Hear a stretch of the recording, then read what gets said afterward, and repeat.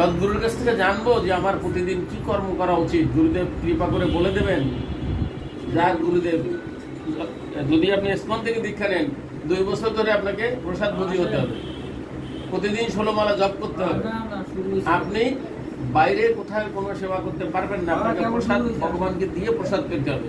এক, সমাজে অনেক দীক্ষা গুরু রয়েছেন, এখানেও সদ্গুরু রয়েছেন।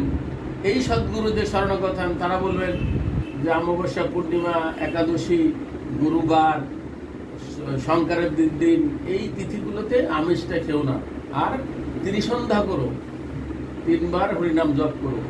চৈতন্যদেব স্বয়ং ভগবান, কলির ভগবান চৈতন্যদেব, এই চৈতন্যদেব বেশি ধর্ম প্রচার করেছেন, কলির জীবের উদ্ধার জন্য একটা কাজ করেছেন, শুধু নাম সংকীর্তনে। যে বাবাজিরা যখন সৃজন থাকে, নামে নামে ভাসিয়ে দেন। ওনারা যে কি পূজার বেদিতে বসেন, এই আসো আগে পূজা একটা করে আসি, কিচ্ছু করেন না।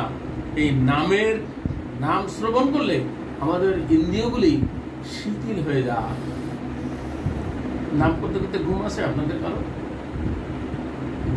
জপের মানে মামা জপ করে, মামা জপ করতে বসে ঘুম আসে আপনার? আসে না? অনেকের আসে।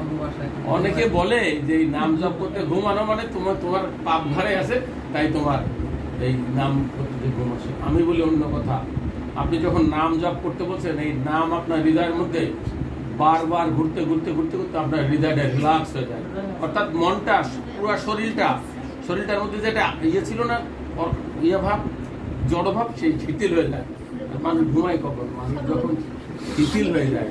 ঘুমটা কখন আসে? আপনার মাথায় যদি দুশ্চিন্তা থাকে, ঘুম আসবে, তখন 2-1টা ট্যাবলেট খেয়ে ঘুমাতে হবে, ঠিক না? এই যে বাবাজি এটা বড় চাকরি করে, বসকে যদি কোনোদিন একটু বিড়াল হয়ে বস কথা বলো, সেদিন তো টেনশনে ঘুম হচ্ছে না। ঘুম হবে কি করে? ওই যে মানসিক আমাদের যে স্নায়ুগুলো আছে, স্নায়ুর মধ্যে চাপ কাজ করতেছে, ঘুম হচ্ছে না, ঠিক আছে? এই জন্য এই নাম জপ করতে বসে, নাম মহিমা শ্রবণ করতে করতে নামের যে মাধুর্য, এই মাধুর্য কোথেকে আসছে? সব গোলকধাম থেকে আসছে। কে নিয়ে আসছেন? রাধা এবং কৃষ্ণ দ্বৈত ভাব একত্রিত হয়ে 2 জন এক হয়েছে। কলির কৃষ্ণ কালো নাকি? কলির কৃষ্ণ পীতবরণ, সে কেমন? সে হচ্ছেন গৌর হরি। ওই কৃষ্ণ বলছেন কৃষ্ণ বর্ণম তিসা কৃষ্ণ। কৃষ্ণ, যে কৃষ্ণকে আরাধনা করছি এবং যে কৃষ্ণকে ডাকার জন্য যিনি পদ্মাঘাতে এসেছেন, তিনি অকৃষ্ণ। তিনি কেমন? তিনি পীতবর্ণ। তিনি কেমন? তপ্ত কাঞ্চন গৌরাঙ্গী রাধে বৃন্দাবনেশ্বরী বৃষভানুসুত দেবী প্রণাম। এই তপ্ত কাঞ্চনের মতো। এই তপ্ত কাঞ্চনের পেলেন কোথায়? ওই যে ব্রজে 2 জন লীলা করেছিলেন না, রাধা কৃষ্ণ 2 জন এসে ব্রজে যত লীলা করেছেন, এই লীলা করতে করতে রাধা রানীর কাছে ঋণী হয়েছেন। আমার প্রাণ গোবিন্দ। ভগবান আবার ঋণী হয় নাকি? ভগবান ঋণী হয়? বিশ্বাসই করবো না ভগবান অবশ্যই ঋণী হয়।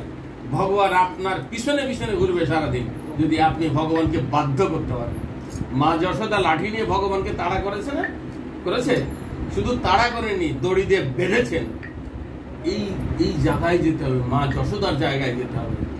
মা যশোদা যদি জানতেন গোপাল ভগবান, ওরে বাবা, তাড়া করে তো দূরে থাক, সবসময় চরণ পূজা করতো। ভাবেই নেই তুমি আমার সন্তান, আমি তোমার মা, আমি তোমাকে শাসন করবো, তুমি ভগবান হও আর যাই হোক। উদ্ধব এসেছিলেন বৃন্দাবনে, কার কথায়? কৃষ্ণের কথায়।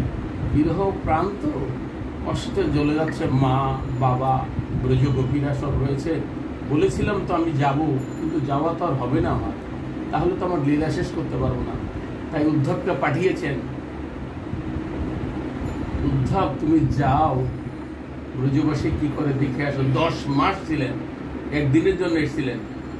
উদ্ধব কি করেছেন? যখন রথে করে বৃন্দাবনে ঢুকেছেন, ব্রজে ঢুকেছেন, দেখে কি ছোট ছোট চরণ চিহ্ন। যেই দেখেছেন চরণ চিহ্ন, ওই রথ দিয়ে লাভ দিয়ে পড়ে ধুলায় গড়াগড়ি দিচ্ছে। হা গোবিন্দ বলে চোখের জলে ধুলা কাদা করে দিচ্ছে। কেন দিচ্ছে? যে আমি কংসের আলয় থেকে কখনো গোবিন্দকে অনুভব করতে পারিনি, কিন্তু আজকে যখন ব্রজে ঢুকেছি, আমি দেখছি আমার গোবিন্দের চরণ চিহ্ন। এই চিহ্ন তো যদি সাধারণ চিহ্ন হতো তাহলে ধুলায় মিশে যেত, কিন্তু যেহেতু গোবিন্দ চিহ্ন, তো তাই ধুলার মধ্যে স্পষ্ট হয়ে গেছে। তাই উদ্ধব নেমে গড়াগড়ি দিচ্ছে ধুলায়, রাহা গোবিন্দ বলে কেঁদে ডুবুকি খাচ্ছে। এই যে অনুভবটা, এই অনুভবের জন্যই মা যশোদা কখনো সন্তান জ্ঞানের বাইরে ভাবতেই পারেনি।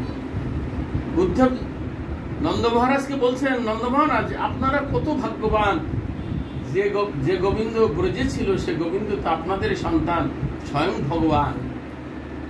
তো বলছে, উদ্ধব তুমি এই কথা বলছো, ও কেমন ভগবান? ও যদি ভগবান হয় সবার ঘরে চুরি করে খেয়েছে, ভগবান কোনদিন চুরি করে নাকি?